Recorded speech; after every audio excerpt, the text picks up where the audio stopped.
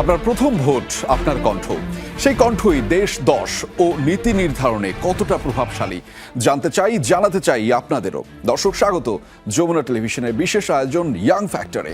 এখানে পক্ষ নয়, নীতি কথা নয়, আছে সমাধান। প্রতিটি মতামতের পাশে থাকবে তথ্য, আর প্রতিটি প্রশ্নের শেষে থাকবে বাস্তব পদক্ষেপ। দর্শক, সাথে আছি আমি আহমেদ রেজা।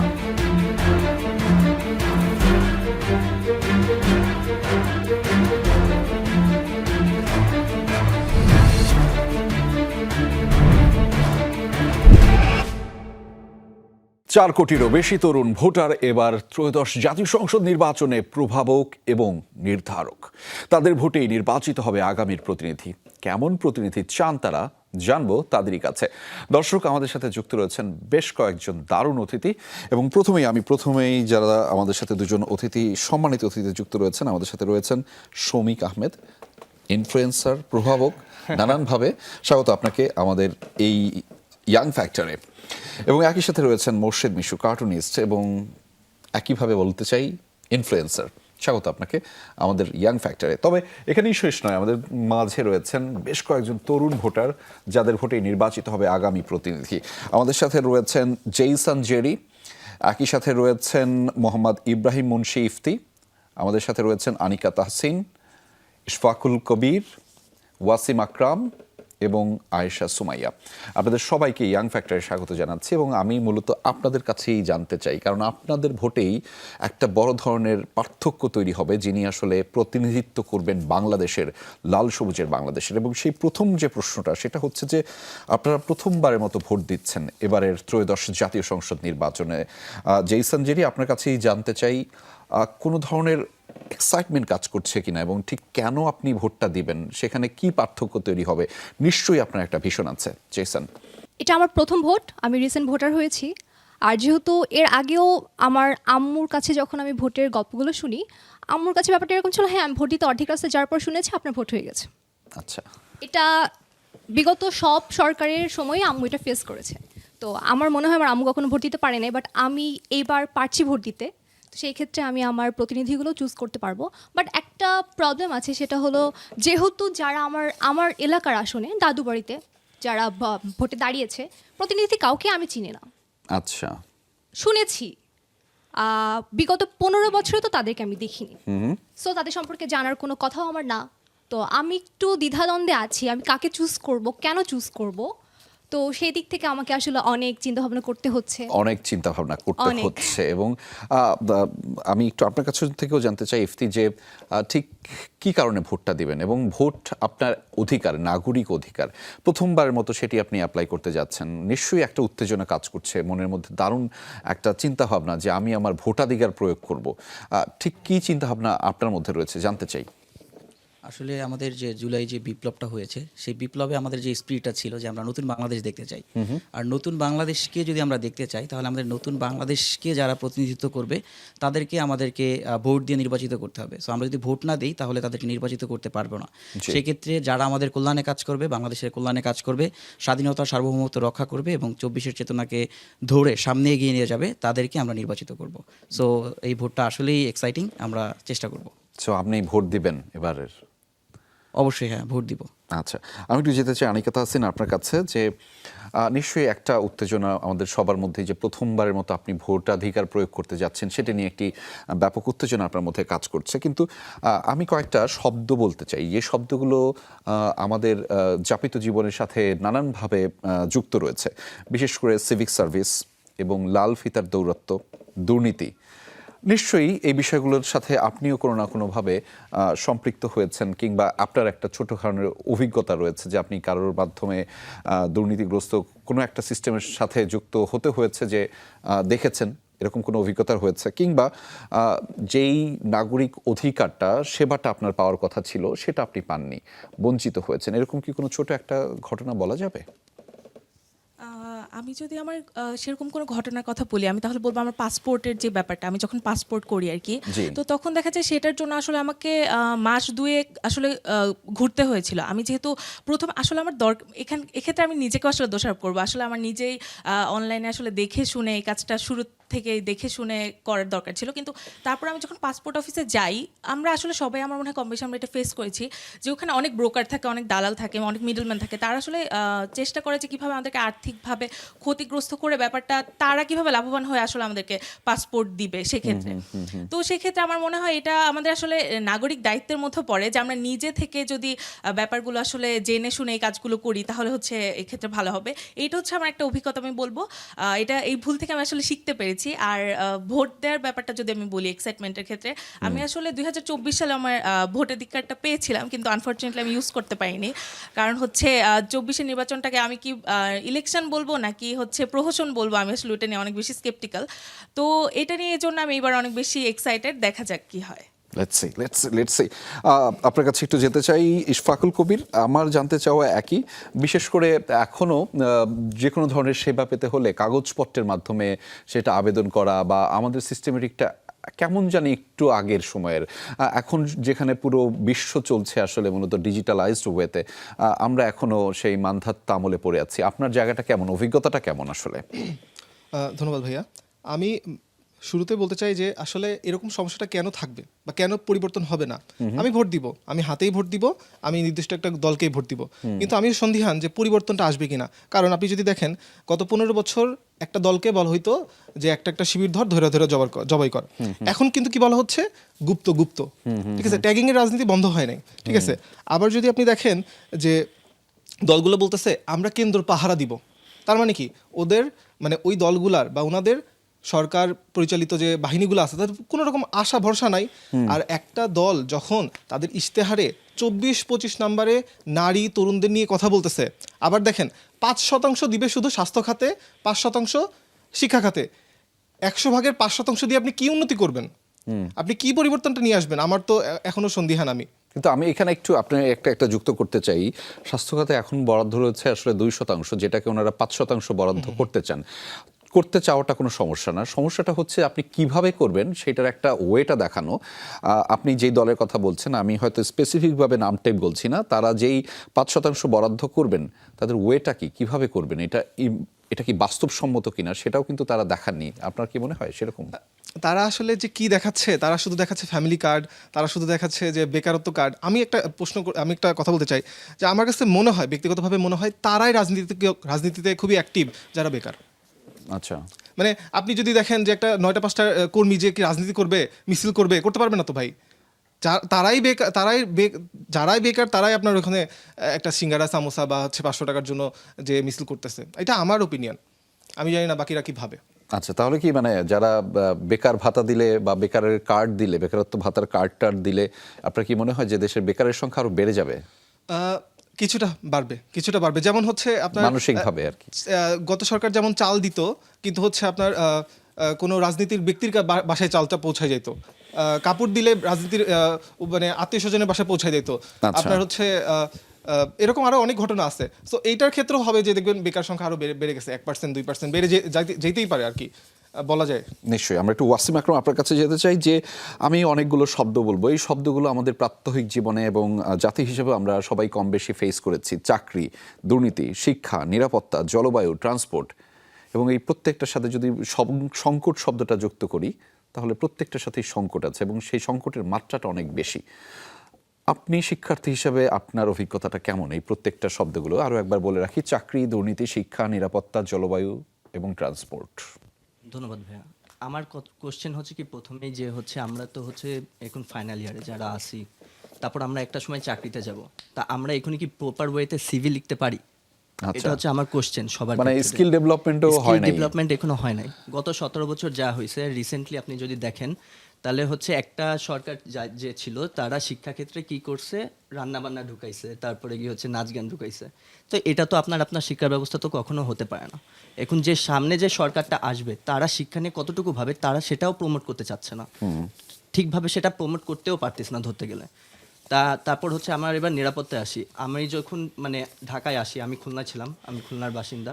তা আমি যখন ঢাকায় আসি তখন দেখছি যে আপনার লোকাল ট্রান্সপোর্ট যেগুলো হয় সেখানে হচ্ছে ছেলে এবং মেয়ে উভয়ই হচ্ছে ওইখানে যাত্রা করে, কিন্তু ওইখানে হচ্ছে হ্যারাসমেন্টের শিকার হচ্ছে মেয়েরা বেশি হয়। এখন পর্যন্ত কোন সরকার এই হ্যারাসমেন্টের জন্য আপনার হচ্ছে পদক্ষেপ নিছে? এখন পর্যন্ত দেখিনি। এই রিসেন্টলি একটা দল দেখলাম যে হচ্ছে একটা উদ্যোগ নিছে, কিন্তু অন্য যে বিরোধী দল বা কোনো একটা দল, স্পেসিফিক বলতে চাচ্ছি না তার নাম, তারা এই ধরনের হচ্ছে ব্যবস্থা কি গ্রহণ করবে সেটা স্পেসিফিক আমাদের সামনে তুলে ধরা দরকার। আপনি বলেছেন অলরেডি যে আমাদের 4 কোটি হচ্ছে তরুণ ভোটার, আমাদের সামনে যদি স্পেসিফিক তুলে না ধরা হয় তাহলে তো আমরা ভোট তাদের দিতে নাও পারতে পারি। তারপরে যদি হচ্ছে আপনি দেখতে চান, যদি হচ্ছে গ্রামগঞ্জে, আমরা তো মানে আমরা হচ্ছে শহরে অঞ্চলে বসবাস করি বলে জানতে পারি যে হ্যাঁ আর না, দুটা ভোট হচ্ছে গণভোট, কিন্তু Exactly. গ্রামে যারা হচ্ছে বসবাস করতেছে সেখানেও তরুণ আছে আমাদের মতো, যে সেখানে কি তারা জানে? একটা রিসেন্টলি প্রতিবেদনে আমরা দেখেছি যে হচ্ছে অনেকাংশ মানুষ জানে না হ্যাঁ না ভোট কি।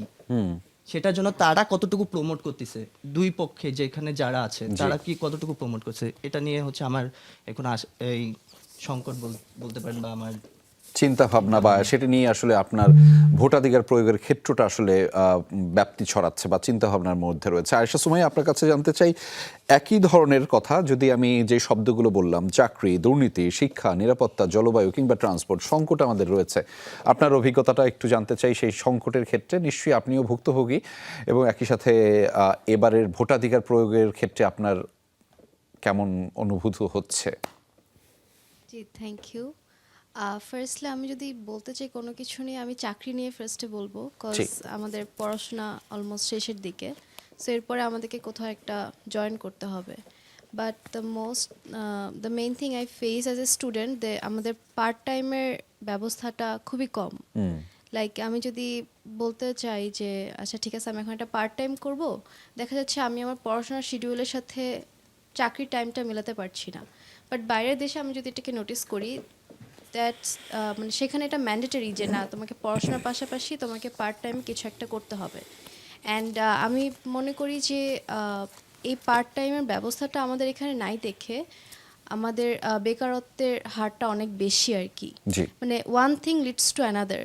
সো পার্ট টাইমের যদি সমস্যাটা আমরা একটু সলভ করতে পারি, বা ওরা যদি আমাদেরকে বলতে পারে যে হ্যাঁ ঠিক আছে আমি যদি আসি, আমাকে একটা ফুল প্ল্যান দেওয়া হয় মানে আমাদেরকে আর কি, যে আমরা একটা পার্ট টাইম ব্যবস্থা করে দিব সবার জন্য, সব স্টুডেন্টের জন্য, বা ইউনো সিম্পলিফাই করা যে হ্যাঁ এটা আমাদের খুঁজতে একটু ইজি হবে, তাহলে দেখা যায় একটার সাথে আরেকটার প্রবলেমের সলভিংটা ভালো হবে আর কি।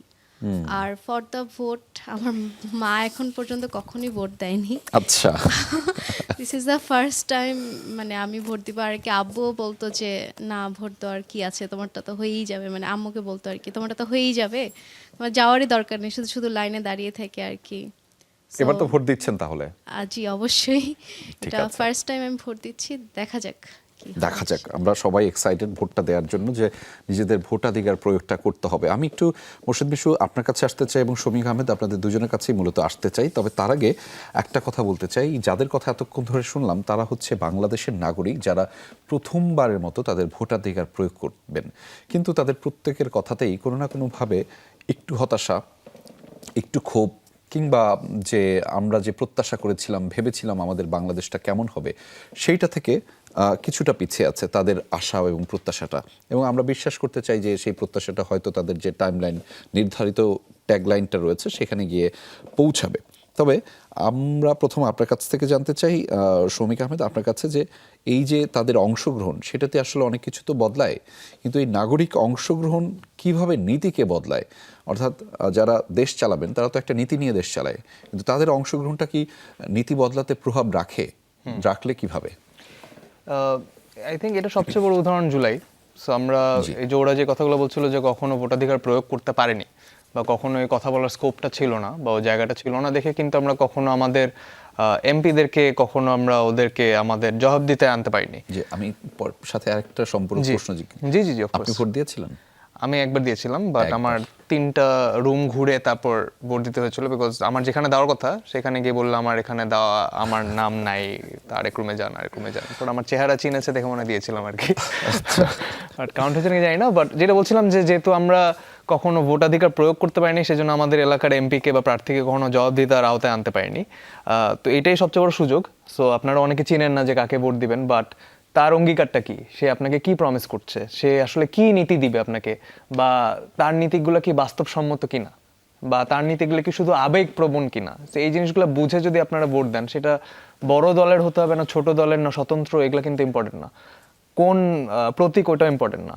প্রার্থী আপনাকে অ্যাজ আ এমপি আপনাকে কি দাবি দেওয়া দিচ্ছে, আপনার দাবি দেওয়া শুনছে কিনা বা আপনার সাথে কানেক্ট করছে কিনা, সেখানে যদি আপনি ভোট দেন, অফকোর্স আপনার ভোটটা কাউন্ট হবে এবং তার নীতিগুলো বাস্তবে আসার একটা সুযোগ হবে। তো আমি সেটাই মনে করি। নিশ্চয়ই, যদি আপনি কিছু যুক্ত করতে চান, মানে তাদের অংশগ্রহণটা কি আসলে নীতি নির্ধারণী পর্যায়ে যারা সিদ্ধান্ত নেয় সেই সিদ্ধান্তে প্রভাব রাখে? অনেক বেশিভাবে রাখে আমার কাছে মনে হয়। প্রথমত আমার কাছে লাগে মনে হয় যে মানে এই জেনারেশন বা এই জায়গাটা সবচেয়ে রক্তগরম জেনারেশন, তাই না?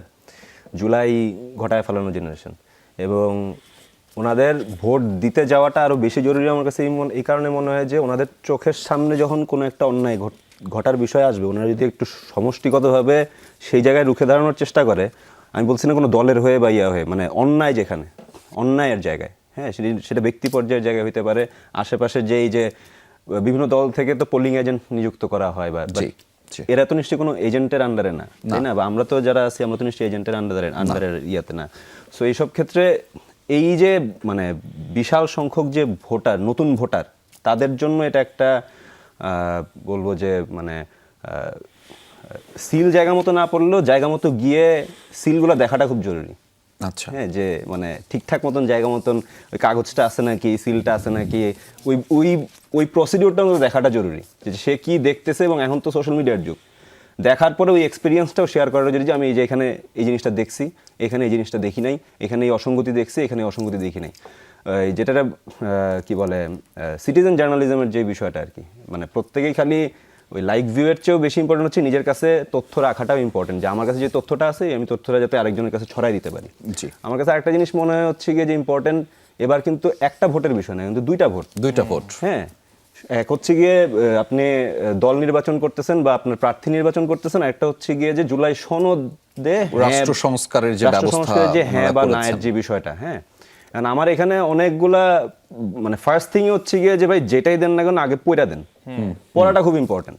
কারণ জুলাই সনদের একটা জায়গায় নোট হিসাবে লেখা আছে হচ্ছে গিয়ে অবশ্য কোনো দল বা জোট যদি তাদের নির্বাচনী ইশতেহারে উল্লেখপূর্বক জনগণের ম্যান্ডেট অর্জন করতে পারেন, তাহলে তারা যে কোনো কিছুই পরিবর্তন বা ওই অনুযায়ী ব্যবস্থা গ্রহণ করতে পারবেন। এইটার আমি জানি এখানে আমরা যারা আছি, আপনি হয়তো বা অনেক আইনজীবীর সঙ্গে পরিচয় আছে ভাই, আছে, এটা তো আইনের ভাষাতেই লেখা নিশ্চয়ই। আমরা কি সাধারণ মানুষ এই ওয়ার্ডগুলা, যে আপনি অনেকগুলো ওয়ার্ড বললেন না, এইটার মধ্যে তো অনেকগুলো ওয়ার্ড আছে, জনগণের ম্যান্ডেট কি জিনিস। আপনারা একটা জিনিস আমি বলি, আমার কাছে খুবই অবাক লাগছে হচ্ছে গিয়ে যে মানে একটা জিনিস আমি পড়ে দেখলাম হচ্ছে গিয়ে উচ্চকক্ষ নির্বাচনের যে ব্যাপারটা, জি, ওইখানে দেয়া আছে হচ্ছে গিয়ে যে সংখ্যানুপাতিক ভোটের ভিত্তিতে, ওখানে একটা দল আবার নোট অফ ডিসেন্ট দিছে হচ্ছে গিয়ে সংখ্যানুপাতিক আসনের ভিত্তিতে। আমার কয়েকবার পয়রা দেখতে হয়েছে হচ্ছে আচ্ছা ডিফারেন্সটা কই, ভোট আর আসন, এই যে বিষয়টা। এখানে যদি আমরা এনাদেরকে জিজ্ঞেস করি যে এই যে পিআর সিস্টেমের মাধ্যমে যে হবে, এটা সংখ্যানুপাতিক ভোট আর সংখ্যানুপাতিক আসন, এটার ডিফারেন্সটা বলেন, কারণ আমি জানি না, আমার কেউ বলতেছে না। আমি যে দিব, আমি হ্যাঁ দিলে কি এই যে নোট অফ ডিসেন্ট অনুযায়ী জিনিসটা হবে, নাকি সনদে যেটা লেখা আছে ওই অনুযায়ী হবে। আবার ধরেন দুর্নীতি দমন কমিশনের যে 5 জন মানে চেয়ারম্যান সহ যে 4 জন কমিশনার থাকবে, তার মধ্যে একজন হইতে হবে নারী। এখন আমাদের একটা দল আবার বলছে হচ্ছে গিয়ে যে তাদের সংগঠনেই যেখানে সর্বোচ্চ পর্যায়ে নারী থাকতে পারবে না। ওই সব ক্ষেত্রে এই যে বিষয়গুলো, কারণ দলীয় বিরোধী দল, সরকারি দল এবং দ্বিতীয় সর্বোচ্চ ভোটপ্রাপ্ত বিরোধী দল, স্বতন্ত্র প্রার্থী, সবার ভোটের মাধ্যমেই কিন্তু হচ্ছে গিয়ে ভোট না, সবার যেমন সরকারি দল 5 জন প্রার্থী দিবে, বিরোধী দল 5 জন দিবে, দ্বিতীয় বিরোধী দল 5 জন দিবে, স্বতন্ত্ররা 2 জন করে দিবে। সবার মাধ্যমে ওইটা আবার যাবে হচ্ছে উচ্চ কক্ষে বা মানে একটা অজবরল অবস্থা। ওইটার মাধ্যমে দুইটা বিষয়, এক হচ্ছে গিয়ে সময় ক্ষেপণের একটা বিষয় আছে। ধরেন এই যে আমরা ভোট দিলাম, আমি এখন শিওর না হচ্ছে ভোট দেওয়ার পরে সরকার গঠিত হতে কতদিন লাগবে আর কি। আগে কি জুলাই সনদ গঠিত হবে, জুলাই সনদ বাস্তবায়নের বিষয় হবে যে 270 দিন বা 180 দিনের যে বিষয়টা, ওই বিষয়টা আগে হবে, নাকি হচ্ছে সরকার মানে সংসদ গঠিত হবে আগে। হ্যাঁ, এই বিষয়টা আমি নট শিওর ইয়েট। হ্যাঁ, সো এই প্রশ্নগুলা আমি জানি না, জনপ্রতিনিধিদের কাছে যদি আমি জিজ্ঞেস করি যে আপনারা বসবেন কবে, বসার পরে আগে কোনটা আপনারা ডিসাইড করবেন, যে আমাদের সবার আগে ভাই আমার কাছে লাগে হচ্ছে নিরাপত্তা, জননিরাপত্তা। আমরা যদি জনগণ হিসেবে নিরাপদ থাকতে পারি, আর কোনো কিছুতেই আমাদের টু সাম এক্সটেন্ট মাথা ব্যথা কমে যায়। কারণ এই যে ধরেন জুলাই সনদের যেই ধারা যেই জিনিসগুলোতে সংস্কারের বিষয়গুলো আসতেছে, আমাদের জনগণের কিচ্ছু যায় আসে না, জানেন। জনগণের বলতেছি যে উনি বললেন না যে হচ্ছে গিয়ে লাভ হচ্ছে ওই যে পাসপোর্ট অফিস, কারণ পাসপোর্ট অফিসের একটা সিস্টেম আছে, জানেন, ঘুষও হয় এখানে সিস্টেমে।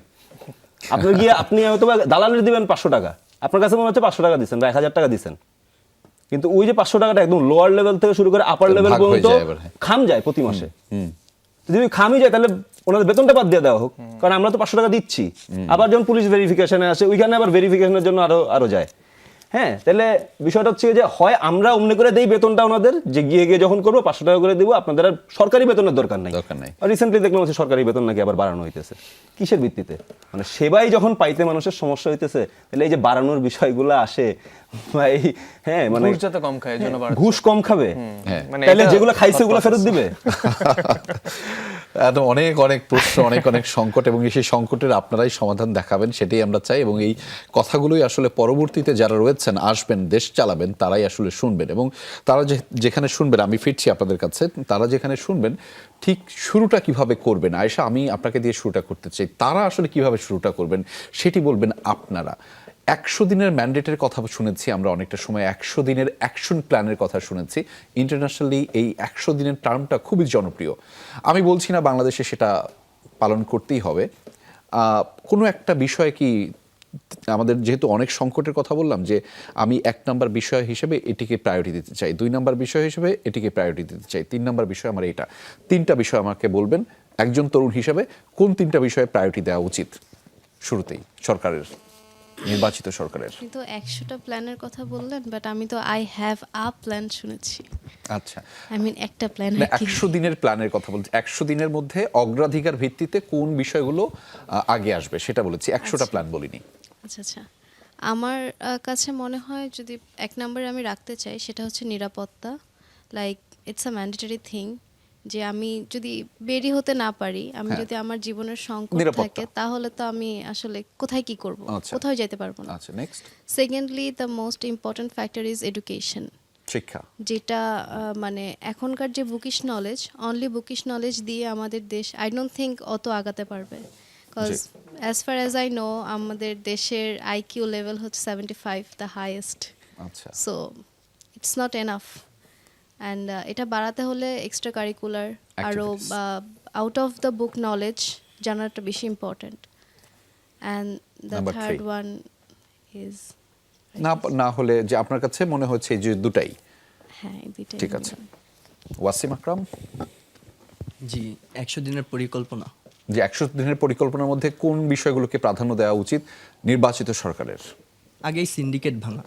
সিন্ডিকেট ভাঙতে হবে, মানে কোন সিন্ডিকেট? যেগুলো আমলাতন্ত্রের সিন্ডিকেট নাকি সিন্ডিকেটের তো অভাব নাই আমাদের, যেরকম হচ্ছে আপনার সামনে কিন্তু রোজা আসছে, বাজার ব্যবস্থা যেটা আমার হচ্ছে যে ভিক্ষুক, সেও কিন্তু হচ্ছে রোজা রাখে অনেকে। জি, তা ওর হচ্ছে ওই পর্যন্ত হচ্ছে আমার মালামাল পৌঁছায় দেওয়ার দায়িত্ব হচ্ছে ওই সরকার বা ওই প্রতিনিধির, আমার আসনের, যে ওই জেনি হচ্ছে আপনার সেহরি থেকে শুরু করে ইফতার পর্যন্ত প্রত্যেক বেলা যেন খেতে পারে। জি, যেটা আমার মতে হচ্ছে সিন্ডিকেট হচ্ছে ভাঙাটা সবচেয়ে বেশি দরকার। তারপরে হচ্ছে শিক্ষা ব্যবস্থা ভালো করা, তারপরে হচ্ছে কারিগরি দক্ষতা বাড়ানো, কারণ হচ্ছে কারিগরি দক্ষতা যদি না বাড়ে তাহলে হচ্ছে আপনি একটা পরিবার হচ্ছে কখনো চালাতে পারবেন না, সবাই শিক্ষিত না। কারণ ওদের যদি হচ্ছে আপনি পরবর্তী জেনারেশন শিক্ষিত চান, তাহলে ওদের অবশ্যই হচ্ছে কারিগরি শিক্ষা বাড়াতে হবে এখনকার মানুষের জন্য। জি, 3টা। ইশফাকুল কবির। ভাইয়া, আমি প্রথমে বলবো যে হচ্ছে জবাবদিহিতার জায়গাটা তৈরি করতে হবে। জবাবদিহিতা নিশ্চিত করা। তৈরি করা যেতে পারে। আমি হচ্ছে নাটোর 1 আসনের ভোটার। আমার নির্বাচিত যে সদস্য, মানে আপনার এমপি হবেন, তাদের জন্য একটা ওয়েবসাইট থাকবে। তাদের হচ্ছে প্রতিজনের জন্য 100, কারো 100টা কাজ, 200টা কাজ। আমার এমপি কতটুকু কাজ সম্পন্ন করতে পারছেন, ইমেজ দিতে হবে, ভিডিও দিতে হবে, কোন কন্ট্রাক্টরের মাধ্যমে করাইছে এটা দিতে হবে। তাহলে কি করতে পারবো আমরা, ডিসাইড করতে পারবো। ভাইয়া যেমন বলতেছে আমরা ঘিরে ধরবো, আমাদের কি বারবার সময় থাকবে, আমরা কি বারবার মাঠে নামবো, এটা কেমন কথাবার্তা হয়ে গেল না? আপনি স্ট্রাকচারালি নিয়ে আসেন, তাহলে কি হবে, 100 মানে ওর 50% কাজ করতে পারে নাই, ওর আর জীবনও আপনি এমপিতে দাঁড়াতে দিব না। নাম্বার 1, জবাবদিহিতার জায়গাটা। দ্বিতীয়টা বলবো হচ্ছে আগের যে সরকারই থাকুক, স্বৈরাচার থাকুক আর যেই থাকুক, তাদের যে ভালো ভালো কাজগুলো আছে এগুলোকে অ্যাডমায়ার করতে হবে আপনার। ফর এক্সাম্পল, ভাই গত সরকার তো কমিউনিটি ক্লিনিক দিয়ে গেছে, জমি, একটা বিল্ডিং তো দিয়ে গেছে, আপনি ওগুলোকে ইকুইপমেন্ট দিয়ে বড় করেন না, আপনি হচ্ছে আধুনিক সেবাটা ওখানে পৌঁছায় দেন। শিক্ষিত আপনি হচ্ছে যারা হচ্ছে ভালো ডক্টর তাদের ওখানে বসান না, সমস্যা কোথায়? আপনি একদম ওরা চলে গেছে ওদের সব কিছু বাদ দিয়ে দিব, এরকম তো করা যাবে না। আর একটা জিনিস দেখেন, বিধবা ভাতা, এই যে বিধবা ভাতা ওদের হচ্ছে 6 মাস পর পর পায় 1500 টাকা। আপনি ভালো করেন না, আপনি 10,000 টাকা দেন, সমস্যা কোথায়? আবার আরেকটা কথা যদি বলতে চাই, জবাবদিহিতার জায়গায় যদি আরো একটু আসি, জি, যে সংক্ষিপ্ত। আমি একদম ধরেন আমি একটা ডাক্তার, আমি বললাম যে আমার ইশতেহারে বললাম আমার বেতন, আমার এই মাসিক ইনকাম 30,000 টাকা, জি। 40,000 টাকা, এটা তো মিথ্যা ভাই, এটা তো বোঝা যাচ্ছে। আপনি সরকারের জন্য আমাদের জন্য এত কিছু করে দিবেন, আরেকজন হচ্ছে কাউন্সিলিং করে নাকি কনসালটেন্সি করে 1,30,000 টাকার মতো বেতন পাই। জি। আপনি প্রতিষ্ঠানের নামটা বলেন না কেন? আপনার ভয় কোথায়? মারবো আমরা? এই জায়গাগুলো তো ক্লিয়ার করতে হবে, সত্য বলা শিখতে হবে আমাদেরও ওনাদেরও। আর যদি আপনার ভুল হয়, আপনি ভাই প্লিজ সরে দাঁড়াবেন, আপনার পথ থেকে সরে দাঁড়াতে হবে, সরি বলতে হবে সমাজকে, এই জিনিসটা শিখতে হবে। আমি লাস্টলি ওয়ান থিং শেষ করতে চাই। আমি ক্লাসরুমে একটা কথা বলছিলাম, স্যার ভাই, যে আমরা হচ্ছে হাই কালচারের মানুষ। আমরা হচ্ছে সংসদে 2 মিনিট কথা বলতে দিলে 1 মিনিট চলে যায় মুক্তিযুদ্ধ, এইটা। আমার মনে হয় যে ওরা যখন এমপি নির্বাচিত হবেন, শপথ গ্রহণ করবেন, ভাই 7 দিনের একটা কোর্স করা দেন না ভাই, বিউপিতে আসেন না, আমরা ব্যবস্থা করে দিব ফ্রিতে। হ্যাঁ, কিভাবে শুরু করতে হয়, কিভাবে কথা বলতে হয়, এই যে হাই কালচার নামে ফেলতে হবে তো। ধন্যবাদ ভাই। ধন্যবাদ। এবং আপনি একটা কথা বলছিলেন যে ভুল হলে সরে দাঁড়ানো থেকে বা সরি বলার যে প্রবণতা, সেটাও আসলে একটা শিক্ষা দেয়া, এবং সেই শিক্ষাটা দিতে আপনারা তরুণরা প্রস্তুত, এবং তরুণরা যে এই ব্যাপারে সচেতন সেটা আমরা নানানভাবে প্রমাণ পেয়েছি। এবং একটা কথা বলে রাখতে চাই, এটা হলে আপনারা যারা যোগ্যতম আছেন তারাও কিন্তু পরবর্তী জায়গাটাতে আসতে পারবেন, এবং এই আসার পথটা মসৃণ হয়। অর্থাৎ যে একজন ভুল করতেই পারে এবং সেটার সমাধান করে তো উনি যদি আগাতে চান আগাক, উনি যদি না পারেন সরে দাঁড়াক। আরও অনেক যোগ্যরা আছে, আমাদের তরুণরা আছে যারা দেশ চালাবে। অনিকেত হাসিন কি মনে করে 100 দিনের পরিকল্পনায় কি থাকা উচিত? 100 দিনের পরিকল্পনা যদি বলি, আমার মনে হয় আমার মাথায় প্রথমে এলো যে দক্ষতা উন্নয়নের যে ব্যাপারটা। দক্ষতা উন্নয়ন। ভাইয়া বলছেন যে কারিগরি শিক্ষার ব্যাপারটা, আমরা অনেক সময় দেখা যায় যে বুকিশ নলেজ অনেক বেশি ফোকাস করি, জি। কে জিপিএ 5 পেলো, কে গোল্ডেন পেলো কি পেলো না, এটার উপর আমরা অনেক বেশি ফোকাস করি। কিন্তু এই যে আমাদের এত বড় একটা পপুলেশন, এটাকে আসলে হিউম্যান রিসোর্সে কিভাবে পরিণত করা যায়, সেইটা আসলে নেক্সট সরকার আমার মনে হয় মাথায় রাখাটা অনেক বেশি দরকার। কারণ হচ্ছে আমরা যদি চায়নার কথা চিন্তা করি, তাদের পপুলেশন কিন্তু কম না, কিন্তু তারা কিন্তু সেই পপুলেশনটাকে হিউম্যান রিসোর্সে পরিণত করেই কিন্তু তারা আসলে সামনের দিকে এগিয়ে যাচ্ছে।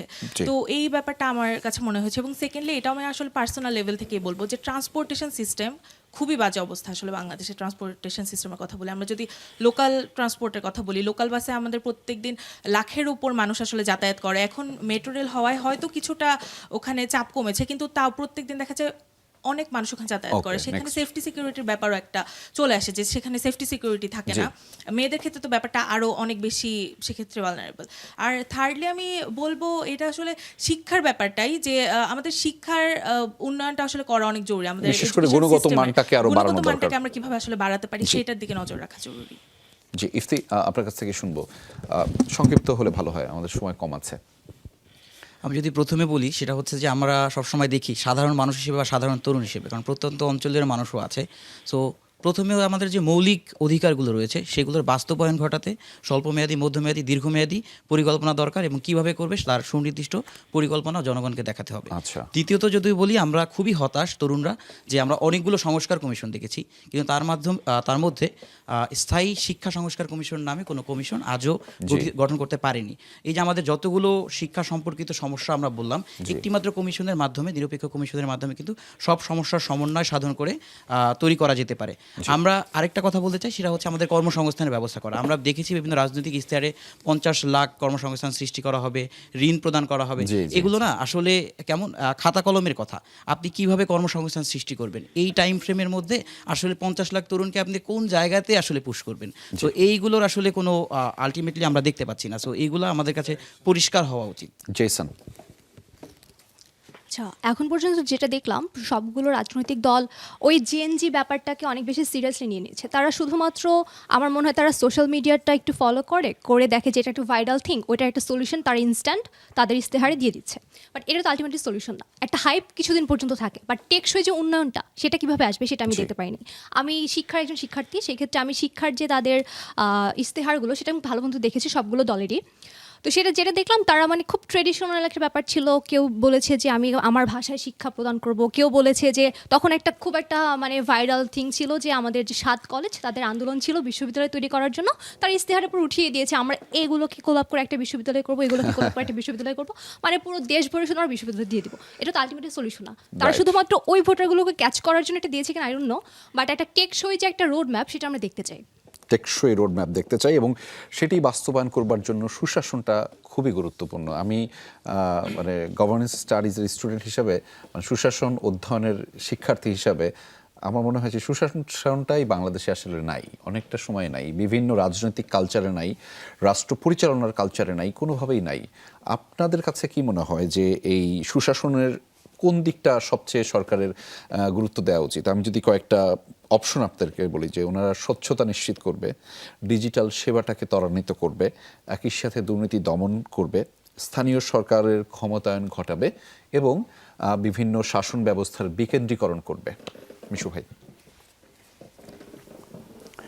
আচ্ছা, প্রথমত যে আমি একটু বলতে চাই হচ্ছে গিয়ে যে আপু বলতেছিল যে আমাদের আইকিউ হচ্ছে 70 বা 75। আমার মনে হয় না ভাই, কোনো মানুষের পক্ষে একজন হাই আইকিউ সম্পন্ন মানুষ না হওয়া ছাড়া আপনার পক্ষে 2 নাম্বারই করা সম্ভব না। আচ্ছা, হ্যাঁ, আপনি 2 নাম্বার হইতে হইলে আপনার আইকিউ হাই হইতে হবে। আচ্ছা। আপনি কেমনে ব্যাংকের টাকা চুরি করবেন, কেমনে এখান থেকে ওইখানে পাঠাবেন, ওই জায়গায় আপনার আইকিউ হাই না হইলে আপনার পক্ষে এর সঙ্গে শিক্ষাগত যোগ্যতার কোনো বিষয় আমার মনে হয় না, আইকিউর সঙ্গে শিক্ষাগত যোগ্যতার কোনো বিষয় আসলে মনে হয় না। ইয়াস, আমরা আইসিএসবি যখন দিছিলাম, আমি আইসিএসবির ফার্স্ট পরীক্ষায় হয় হচ্ছে আইকিউ। হ্যাঁ, জাস্ট টু চেক, ওইখানে মানে ওই প্রত্যেকে তো ইন্টার পাস করা, ওর মধ্যে থেকে হাই আইকিউ কার সেই জিনিসটা। এখানে কিন্তু কোনো ওই যে কি বলে অমুক জিনিসের প্রণেতাকে, তমুক আইনকে করেছে, অমুক তারিখ কবে, ওইসব বিষয় না। খুবই টেকনিক্যাল কোয়ারিজের উপর বেস করা যে এরকম একটা সমস্যা আছে, সেটা তুমি কেমনে বাইপাস করবা। এই বিষয়টা কিন্তু আমার কাছে মনে হয় যে আইকিউ নির্ধারণের সবচেয়ে বড় বিষয় হচ্ছে আমরা 2 নাম্বার হইতে পারছি কারণ আমাদের আইকিউ অনেক হাই। হ্যাঁ, জি, প্রত্যেকটা সেক্টরেই। হ্যাঁ, এবং প্রত্যেকটা আসলে আমার কাছে মনে হয় বাটারফ্লাই ইফেক্টের মতন, প্রত্যেকটা সময় প্রত্যেকটা কানেক্টেড। যে সুশাসনের কথা বলতেছেন, আমার কাছে মনে হয় শিক্ষা ব্যবস্থার কথা বলতেছেন, আমার মনে হয় শিক্ষা ব্যবস্থার উন্নয়ন সম্ভব হচ্ছে গিয়ে শিক্ষকের উন্নতির মাধ্যমে। আমরা এই যে সবাই বলতেছে হচ্ছে গিয়ে যে এই যে কি বলে বিশ্ববিদ্যালয় বানায় ফেলাও, স্টুডেন্টরা নাইমা, রাইট?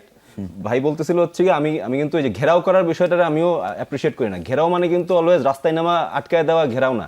ঘেরাও অনেকভাবে করা সম্ভব। এই যে বললাম আইকিউ ইউজ করে ঘেরাও করা সম্ভব, এই যে সোশ্যাল মিডিয়া ইউজ করে করা সম্ভব, দাবিটা জায়গা মতো নেওয়াটা সম্ভব। দাবি শুধু নেওয়ার পরে সলিউশনও দেখানোটাও আমাদের দায়িত্ব, যে ভাই কিভাবে করবেন, আপনাদের কাছে আমি এইটা চাই, চাওয়ার পরে এটা কি, আচ্ছা তোমার বানাই দিলাম, তারপরে কি, তারপরে তুমি এটা কি করবা, আমার কি তুমি আউটকাম দিতে পারবা? ধরো বিশ্ববিদ্যালয় বানাই দিলাম, তুমি কি আউটকাম দিতে পারবা? ও তো আউটকাম দিতে পারবে না। আউটকাম ডিপেন্ড করবে হচ্ছে শিক্ষকের উপর। আর এখন পুরো গ্লোবই হচ্ছে হাতের মুঠায় হচ্ছে মানে এখানে আই এম শিওর যে আমাদের প্রত্যেকের মধ্যে কোনো না কোনো স্কিল আছে যেটা আমি স্কুল থেকে শিখি নাই, আমরা কলেজ থেকে শিখি নাই, ভার্সিটি থেকে শিখি নাই। ইনফ্যাক্ট আমি আঁকা আমি মানে ইউনিভার্সিটি থেকে শিখি নাই, আমি আমার গুরুদের কাছ থেকে শিখছি। দেন হচ্ছে সোশ্যাল মিডিয়া, দেন হচ্ছে ইন্টারনেট, এগুলোর মাধ্যমে আমি আমার স্কিল ডেভেলপ করার করছি আমার নিজের তাগিদে। এই যে বেকার ভাতার বিষয়টা যে বলতেছে, আমি আই ডোন্ট সি এনিওয়ান বাংলাদেশে বেকার। কারণ আপনার একটা সোশ্যাল মিডিয়া থাকলে, আপনার ইনফ্লুয়েন্সার হন বা হন, আপনার ফেসবুকই টাকা দিতেছে। আমি জানি যে একজন নির্বাচনী প্রার্থী আছে, স্বতন্ত্রতে দাঁড়াইছে, যে তার ইনকাম দেখাইছে হচ্ছে গিয়ে বছরে 4 লাখ টাকা, যেটা ফেসবুক থেকে আসে। Right, that's his only income. হ্যাঁ, সো এই যে সুশাসন, আমার এই ওয়ার্ডগুলো ভাই খুবই অপছন্দ লাগে। দুর্নীতি দমন, সুশাসন, মেইন বিষয় হচ্ছে ভাই আমার একটা জিনিস দরকার, এটা আমি প্রপার প্রসিডিউরে যামু, প্রসিডিউরের বাইরে আমি যামু না।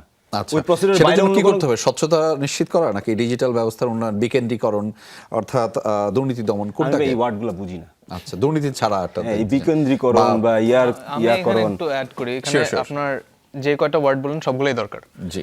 আর আমি যদি পার্সোনালি আমি যদি আজকে পিএম হইতাম, তাহলে আমি ফার্স্ট জিনিস যেটা করতাম, এটা শুনতে খুবই খারাপ লাগবে, বাট সরকারি যে খাত, যে আমাদের পাবলিক সেক্টর যেটা বলি, যত সরকারি অফিসার আছে সবাইকে আসলে আমাদের প্রাইভেট সেক্টরে যেভাবে কাজ হয় ওই জিনিসটা আমি আসলে প্রণয়ন করতাম, যে এসিআর হয়, মানে 1 বছর শেষ হলে আপনি ক্যারিয়ার রিপোর্ট দেন, ক্যারিয়ারে ভালো করলে প্রমোশন হবে, না করলে আপনার হয়তো বেরই করে দিবে। সরকারি চাকরিতে থাকা উচিত, বের করে দেওয়া উচিত। ভাই আমি এই জায়গায় একটা জিনিস একটু অ্যাড করি। এই সুযোগটা কিন্তু এবার প্রধানমন্ত্রীর ক্ষেত্রে দেওয়া হচ্ছে জুলাই সনদে, যে একজন ব্যক্তি যত মেয়াদি হোক না কেন 10 বছরের বেশি প্রধানমন্ত্রী থাকতে পারবেন না। আমার তো এটা প্রত্যেকটা এমপিদের প্রত্যেকটা ক্ষেত্রেও সেম MP, সেম হওয়া উচিত minister, যে যত সরকারি level-এ। মেয়াদি হোক না কেন আমার ভালো লাগতেছে না আপনি পদত্যাগ করেন। বের হয়ে যান। আচ্ছা 2 বছর হয়েছে আপনার, ঠিক আছে, আপনার হাতে আরো 8 বছর আছে, আপনি হচ্ছে এর পরে আবার 8 বছরে এসে আবার পরের টার্মে এসে আপনি করেন নিজের প্রমাণ করার মাধ্যমে। আমরা একদম শেষ দিকে রয়েছি, আমাদের শেষ এক বাক্যে আপনাদের উত্তরটা চাই। ইয়াং ফ্যাক্টর, আমরা বিশ্বাস করি অবশ্যই এটা ফ্যাক্টর, ইয়াংরাই ফ্যাক্টর। কেন ফ্যাক্টর? আনিকা, আপনার কাছ দিয়ে শুরু করতে চাই, এক বাক্যে বলতে হবে, আমাদের হাতে একদমই কম সময় রয়েছে। ইয়াংরা ফ্যাক্টর কারণ হচ্ছে ভাইয়া শুরুতে যেটা বলছিলেন যে 4 কোটি ভোটার এবং তাদের ভোটের মাধ্যমেই কিন্তু আসলে আমাদের বাংলাদেশের ভবিষ্যৎটা কি হবে সেটা অনেক বেশি ডিপেন্ড করছে। তো আমরা আসলে অবশ্যই একটা প্রভাব ফেলার ক্ষমতা রাখি এবং আমার মনে হয় এই জন্য নিজেদের দায়িত্ববোধের জায়গা থেকে, যেহেতু আমরা অনেকেই বলবো না, আমি বলবো আমরা সবাই প্রথমবারের মতো ভোট দিচ্ছি, আমাদের সেই দায়িত্ববোধের জায়গা থেকে আসলে কাজগুলো সঠিকভাবে করা উচিত। জি, সেটা ইফতি, শুনতে চাই আপনার কাছে কেন ইয়াংরা ফ্যাক্টর, এবং আরেকটা শব্দ যদি বলতে চান যে প্রধানমন্ত্রী হলে কি করবেন? আমি যদি হতাম প্রধানমন্ত্রী। ইয়াংরা ফ্যাক্টর, কারণ ইয়াংরা চাইলেই চেঞ্জ করে দিতে পারে, বদলায়। ইয়াংরা চাইলেই হচ্ছে যে কাউকে নির্বাচিত করতে পারে, ইয়াংরা চাইলে যে কাউকে, যেটা বলি যে আমরা হচ্ছে পদদলিত করতে পারে বা ফেলে দিতে পারে। জি, আর আমি যদি প্রধানমন্ত্রী হতাম, আমি শিক্ষা নিয়ে কাজ করতাম, কারণ একটা দেশের শিক্ষা যদি উন্নত না হয় তাহলে কোনো কিছুই উন্নত হবে না। জেসন। আমার মনে হয় যে আজকে আমি ইয়াং, কালকে আমি বুড়ো হয়ে যাব, তখন হয়তো দেশের হালটা আমাকে ধরতে হবে। সো অবভিয়াসলি চাইবো আপনারা আমাকে ভবিষ্যতে দেশের হাল ধরার জন্য প্রস্তুত করুন। সো আমি ফ্যাক্টর। ঠিক। ফাকুল কবির। ভাইয়া আমি বলবো যে হচ্ছে মূলা ঝোলানো বন্ধ করতে হবে। গাছ লাগানো মানেই পরিবেশের উন্নতি করে না, এটা আমরা বুঝি। আপনি যদি শুধু গাছ লাগানোর কথা বলেন, এটা আমরা মানবো না, প্রথম কথা। দ্বিতীয় কথা হচ্ছে ভাই সম্মান দিতে শিখতে হবে। যারা রেমিটেন্স যোদ্ধা তাদের বিষয়গুলো যেন আরো সুবিধাজনকভাবে হয়, এটা করতে হবে। একদম। লাস্টলি, আমি যদি ভাই প্রধানমন্ত্রী হইতে পারতাম কোনোদিনও, আমি ওই দিনই ঢাকাকে বিকেন্দ্রীকরণ করার জন্য চেষ্টা করতাম। তাহলেই ঢাকা শহরটাকে পরিষ্কার করা সম্ভব, থাকার উপযোগী করা সম্ভব। দেশের অর্ধেক সমস্যার সমাধান হয়ে যেত। ওয়াসিম আকরাম, শুনতে চাই আপনার কাছ থেকে একই ব্যাপার, যে ইয়াংরা কেন ফ্যাক্টর, এবং আপনি প্রধানমন্ত্রী হলে কি করতেন? অ্যাকচুয়ালি এই যে বাক স্বাধীনতাটা পাইছে কিন্তু কি ইয়াংদের থ্রুতেই, জুলাই Exactly. ইয়াংরা এই জন্য ফ্যাক্টর। 4 কোটি ভোটার আপনার গেম চেঞ্জ করে দিতে পারে। আর প্রধানমন্ত্রী হলে কি করতেন? আর প্রধানমন্ত্রী হলে অবশ্যই আমি কারিগরি শিক্ষার প্রতি বেশি ফোকাস করতাম, তারপরে হচ্ছে শিক্ষার ক্ষেত্রে ফোকাস করতাম। অ্যান্ড বাংলাদেশের প্রত্যেকটা মানুষ, যেখানে মানুষের কাজ করা দরকার, মানে আপনার কৃষি কাজ থেকে শুরু করে চা শ্রমিক পর্যন্ত, আপনার ইদানিং দেখতেছেন চা শ্রমিকের বেতন হচ্ছে 170 টাকা। এদের নিয়ে কেউ কথা বলে না, এটা সব জায়গায় বঞ্চিত, শুধু মিডিয়াতে আছে। তো এদের নিয়ে কাজ করা আমার বেশি ইচ্ছা। আয়শা। ইয়াং ফ্যাক্টর, কজ আমরা ইয়াং, একটা টাইম পরে যখন বড় হয়ে যাব তখন আমরাই ধরেন দেশের কিছু একটা করতে হবে। সো উই আর আপনারাই দ্য দেশ ফ্যাক্টর। চালাবেন। ইয়েস। রাইট। অ্যান্ড আমি যদি প্রধানমন্ত্রী হতাম তাহলে ফার্স্ট আমি ফোকাস করতাম হচ্ছে এডুকেশন, অ্যান্ড এডুকেশনের পাশাপাশি নিজের পায়ে দাঁড়ানো, যেটা বলে আর কি, আই মিন যে পার্ট টাইম জব আর কি, মানে নিজের একটা ব্যবস্থা, ইন্ডিপেন্ডেন্স আর কি। ওকে, এটা থ্যাংক ইউ। শ্রমিক ভাই, আপনার কাছ থেকে শুনতে চাই শেষ বাক্যটি, সেটি হচ্ছে যে এই ইয়াংরা ফ্যাক্টর, সেটা তারা বিশ্বাস করেন, আমরাও বিশ্বাস করি, দারুণভাবে বিশ্বাস করি, কিন্তু তারা নানান সময় আসলে হতাশায় নিমজ্জিত হয়, কারণ বাংলাদেশের সিস্টেমটাই তাদেরকে হতাশায় নিমজ্জিত করতে বাধ্য করে। একটা পরামর্শ তাদের জন্য। তাদের জন্য আমার আসলে কোনো পরামর্শ নেই, because they are very smart. আমাদের পরের জেনারেশন ইজ ভেরি স্মার্ট, তারা ভেরি এবল এবং তারা ভেরি মোটিভেটেড, সো তারা তাদের রাস্তা বের করে নেয়। ওয়ারাজ আমি আসলে অ্যাডভাইসটা দিতে চাই যারা এখন সিটে বসবেন তাদেরকে, তারাও যদি আগের মতো আবার চিন্তা করে যে ওরা কিছু বুঝে না, ওদেরকে ইনক্লুড করবো না, সেম জিনিসটা হবে। সো তাদেরকে আমার অ্যাডভাইস থাকবে যে আপনারা ওদেরকে ইনক্লুড করেন, ওদের কথা শুনেন এবং ওরা কি চায় ওটা বোঝার চেষ্টা করেন। ওটা দিলে দেখবেন বাংলাদেশ আগে গেছে এবং আপনারা হয়তো 5 বছর জায়গায় 10 বছর থাকতে পারবেন, আদারওয়াইজ 2 বছর থাকতে পারবেন না হয়তো। মোর্শেদ বিশু। আমি বলবো যে যাই হোক না কেন ম্যানিপুলেটেড না হইতে, হ্যাঁ, যে কোনোভাবেই হোক ম্যানিপুলেটেড না হইতে। ধরেন আপনি কারো ভক্ত, সে কিছু বললে আপনি ওটাতে ম্যানিপুলেটেড হওয়ার চান্সেস সবচেয়ে বেশি থাকে, কিন্তু ওই জায়গাটাতেও প্রশ্ন করার যাতে মানে আপনার যাতে ওই রাইটটা থাকে টু স্পিক আপ, মানে বলার, জিজ্ঞেস করার জন্য, মানে প্রশ্ন জিজ্ঞেস করতে তো সমস্যা নেই, নিজেরা ক্লিয়ারিফাই করার জন্য তো নিশ্চয়ই প্রশ্ন করাটা খুব জরুরি। হ্যাঁ, এবং এটা মানে ঋষি মনীষীদের থেকে শুরু করে যারাই গ্রেট হয়েছে জীবনে প্রশ্ন করার মাধ্যমে হয়েছে, কারণ প্রশ্ন করছে উপরওয়ালা থেকে শুরু করে পুরা নেচার থেকে সরে এভরিথিং হেল্প বিকজ কিউরিয়াসিটি আছে, জিজ্ঞেস করছে। আদারওয়াইজ প্রভুভক্ত হয়ে পড়ে থাকতে হবে আর কি। সো এই প্রভুভক্তি থেকে বের হওয়ার জন্য যারই পছন্দ করেন না কেন তারাই প্রশ্ন করেন বেশি এবং আনকমফোর্টেবল প্রশ্ন করেন। This is very important. Thank you Murshid Mishu, thank you Shoumik Ahmed আমাদের সাথে যুক্ত হবার জন্য। একই সাথে জেইসন, ইফতি, আনিকা, দেখে নিতে হবে একবার, কবির ওয়াসিম আকরাম, ওয়াসিম আকরাম, আয়েশা সুমাইয়া এবং হচ্ছে ইশফাকুল কবির, আপনাদের সবাইকে ধন্যবাদ জানাচ্ছি আমাদের এই আয়োজনে যুক্ত হওয়ার জন্য, বিশেষ করে ইয়াং ফ্যাক্টরে। এবং মুর্শিদ মিশু যেমনটি বলছিলেন যে প্রশ্নটা আসলে করতে থাকুন, ক্ষমতাকে প্রশ্ন করতে থাকুন, তাহলেই আসলে বদলায়। এবং আপনাদের এই প্রশ্নটা জারি রাখা খুব জরুরি বাংলাদেশের বদলের ক্ষেত্রে, এবং বাংলাদেশ বিনিময়ে আপনাদের অংশগ্রহণ খুব বেশি জরুরি। ধন্যবাদ আমাদের সাথে যুক্ত হওয়ার জন্য এবং আপনারা সময় দিয়েছেন বলে। দর্শক, আমরা একটা কথা বারংবারভাবে বলছিলাম মূলত হচ্ছে যে আপনার প্রশ্ন, আপনার ভোট, আপনার কণ্ঠ।